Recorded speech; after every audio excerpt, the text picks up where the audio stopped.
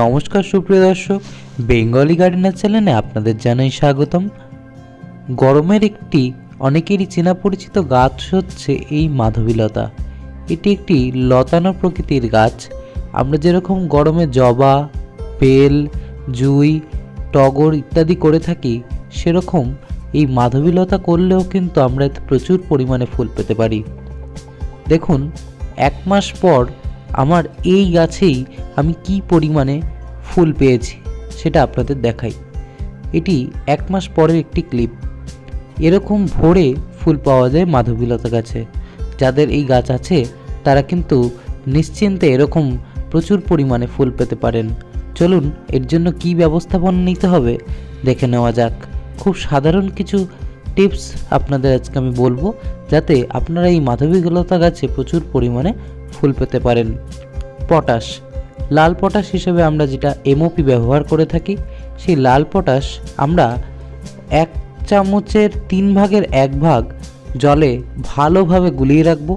দেখুন, এরমভাবে গুলিয়ে সেটিকে আমরা তরল সার হিসাবে এরমভাবে গাছে প্রয়োগ করব। গাছটিতে ভালোভাবে আমরা এটি স্প্রে করতে পারি।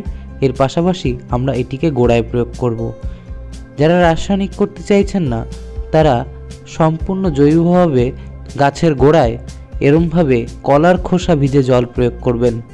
3 থেকে 4 দিন 5 থেকে 6টি কলার খোসা ভিজিয়ে রাখুন। তারপর সেটিকে 1 লিটার জলের সাথে আরও ভালোভাবে মিশিয়ে পাতলা করে গাছে প্রয়োগ করুন, ভালো মতন ছেঁকে। এটি সপ্তাহে প্রতিনিয়ত করতে থাকুন। আপনি যদি খুব পাতলা করে দিয়ে থাকেন, তাহলে সপ্তাহে এটি 2 বার ব্যবহার করলেও কোনো অসুবিধা হবে না, কারণ এটি সম্পূর্ণ জৈব। খুব পাতলা করে যদি আমরা গাছে এটা প্রয়োগ করতে পারি, তাহলে কিন্তু আমাদের সত্যিই গাছে প্রচুর পরিমাণে ফুল হবে। এই মাধবীলতা গাছে এত পরিমাণেই ফুল পাওয়া যায় যে আপনার গাছের পাতা পর্যন্ত দেখা যাবে না, পাতা ফুলে ঢেকে যাবে, এতটাই মাধবী গাছে ফুল হয়। এই মাধবীলতা একটু লতানো প্রকৃতির হলেও আপনারা যদি এটিকে টাইমে টাইমে একটু কাটেন, ফুল হয়ে যাওয়ার পরে এর ডগায় ডগায় কিন্তু ফুল আসে। তাই আমরা যদি এই গাছটিকে বারবার কাটতে পারি, তাহলে কিন্তু এটি লতানো প্রকৃতির হবে না, এটি ঝাঁকড়া হয়ে উঠবে এবং এতে চারিদিক দিয়ে প্রচুর পরিমাণে ফুল আসবে।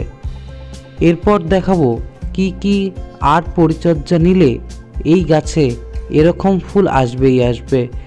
এরকম গাছে যদি ফুল হয়ে থাকে, কার না ভালো লাগে বলুন?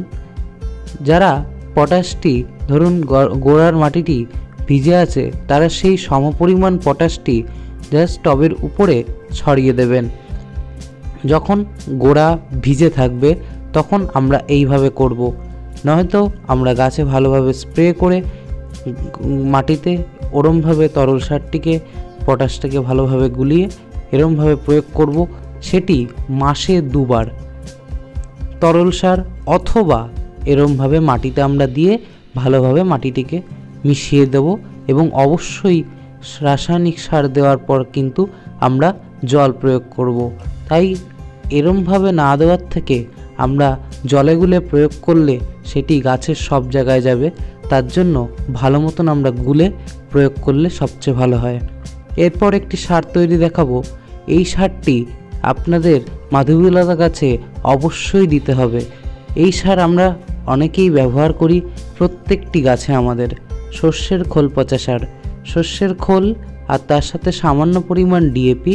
আমি মাপটা আপনাদের বলে দিচ্ছি। 1 লিটার জলে 100 গ্রাম শস্যের খোল, 15 থেকে 20 দানা ডিএপি।